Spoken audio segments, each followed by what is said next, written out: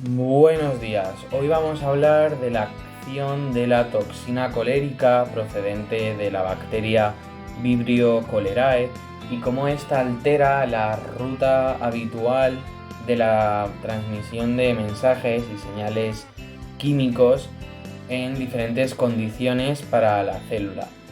Pero antes de centrarnos en este punto, que es precisamente el objetivo del vídeo, vamos a destacar a grosso modo algunas de las generalidades más importantes del cólera. Y es que el cólera es una de las bacterias que se transmiten por el agua más importantes a nivel global, causando un importante número de infecciones y de muertes, principalmente en las zonas subdesarrolladas del planeta, ya que su infección está normalmente relacionada con sistemas de canalización de agua no demasiado óptimos o en mal estado que permiten la infección mediante esta bacteria. Aunque, como ya he dicho antes, nosotros nos vamos a centrar más desde el punto de vista de la bioquímica en cómo altera la presencia de esta toxina sistemas y señales que en condiciones normales se producen de otra manera. Entonces, a efectos de poder comparar lo que sucede en condiciones normales con lo que sucede en presencia de la toxina, vamos a describir primero qué ocurre en condiciones normales en cuanto a la activación de la proteína pKa, que luego veremos que es la que se ve alterada en última instancia con la presencia de la toxina. Pues bien, en condiciones normales, como ya he dicho, tenemos un receptor de membrana que es el conocido como GPCR, el cual se asocia con un ligando extracelular, que bien puede ser una hormona o bien puede ser, por ejemplo, la adrenalina. Cuando se unen el ligando y este receptor, a su vez actúa sobre una proteína que tiene acoplada, que es la proteína G. La proteína G está formada por tres subunidades, la alfa, la beta y la gamma. Pero vamos a destacar la alfa, porque es la que se activa cuando se asocian el ligando extracelular y el receptor. Cuando la subunidad alfa está activa, lo que hace es intercambiar una molécula de GDP con una molécula de GTP. De esta manera se libera de las subunidades beta y gamma y viaja siempre paralelo a la membrana hasta una enzima transmembrana denominada la adenilato ciclasa. Cuando la adenilato ciclasa se une con la proteína G, la subunidad alfa, lo que hace es producir una gran cantidad de AMP cíclico, ya que convierte el ATP en AMP cíclico.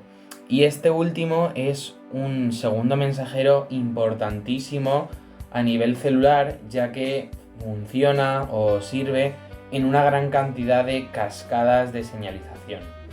En este caso, la función del AMP cíclico no va a ser otra que activar la proteína pKa.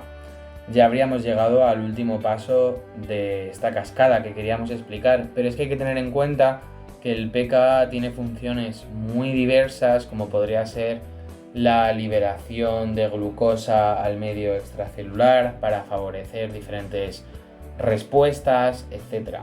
Y vamos a ver cómo toda esta cadena se altera con la presencia de la toxina.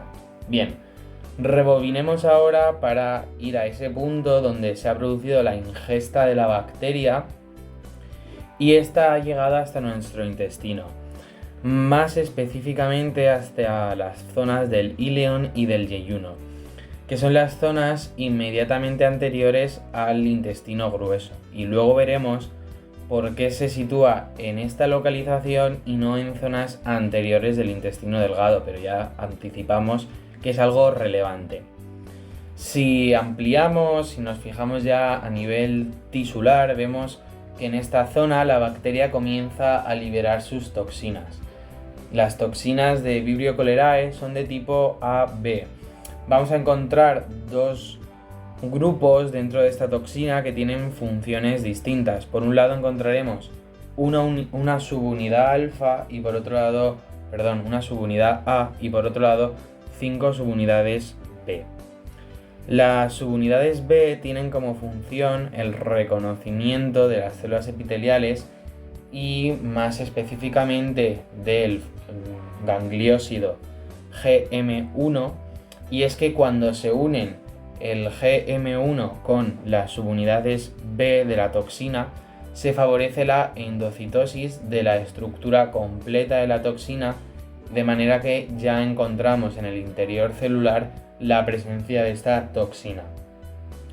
A continuación, lo que va a suceder es que las subunidades A se van a poder liberar al citoplasma, donde se van a partir en las subunidades A1 y las subunidades A2, siendo las subunidades A1 las relevantes para continuar con el proceso de liberación de los síntomas. Ahora veremos cómo funciona esto.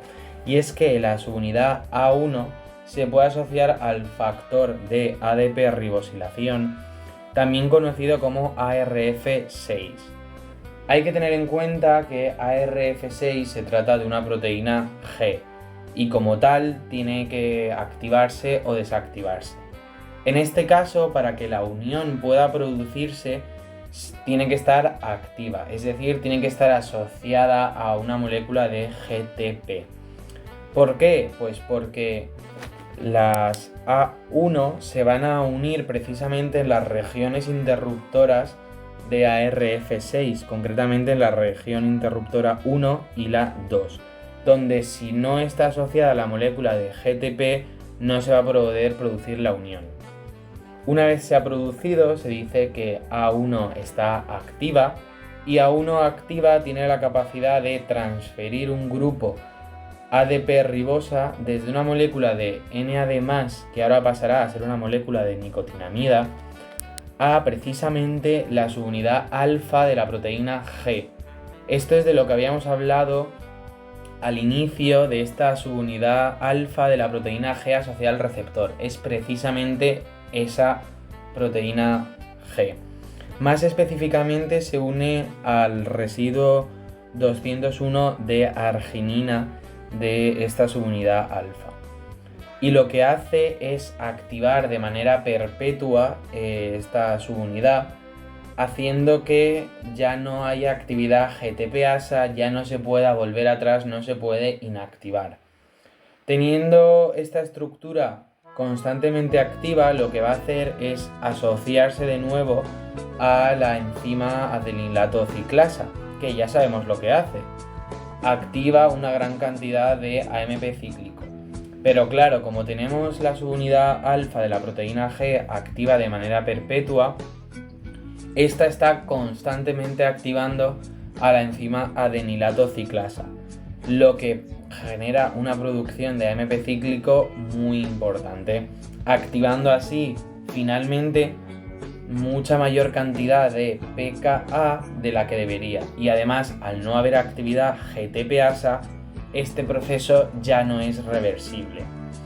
¿Qué ocurre con toda esta pKa que estamos activando con acción de este AMP cíclico? Pues bien, como hemos dicho antes, el pKa tiene una diversidad de funciones muy importante. En este caso lo que va a hacer es activar el transportador de membrana conocido como CFTR, el cual tiene la función de liberar iones de carga negativa, como pueden ser el ion cloro y el ion bicarbonato.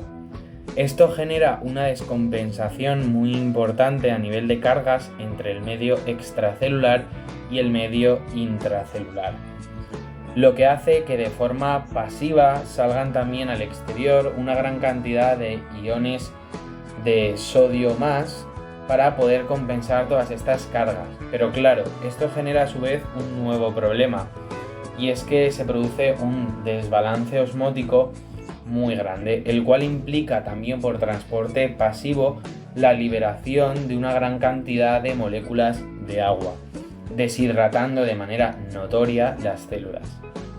Antes habíamos destacado que era importante que la infección se producía en las zonas del ilion y del yeyuno, que son zonas inmediatamente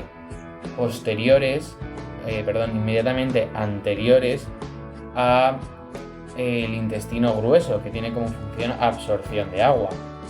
Pero claro, como se está produciendo una liberación de agua tan grande, el intestino grueso se ve saturado y no va a tener la capacidad necesaria para absorber toda esa agua. Por eso se produce el síntoma más característico de la infección por Vibrio cholerae, que es un episodio de diarreas muy graves que, si no son tratadas a tiempo con un tratamiento rehidratante, pueden suponer daños irreversibles, incluso letales, para las personas que sufren de esta enfermedad. Espero que se haya entendido bastante bien el significado de todo este proceso, el objetivo de este vídeo, que no es otro que el de explicar la acción de la toxina colérica sobre diferentes mecanismos celulares y también la relevancia que acaba teniendo esta enfermedad. Y nada más que decir, así que agradezco por su atención y dejo aquí un QR con un documento asociado con las fuentes que se han utilizado para obtener toda la información utilizada en este vídeo, así como las herramientas de las que nos hemos servido para poder realizarlo.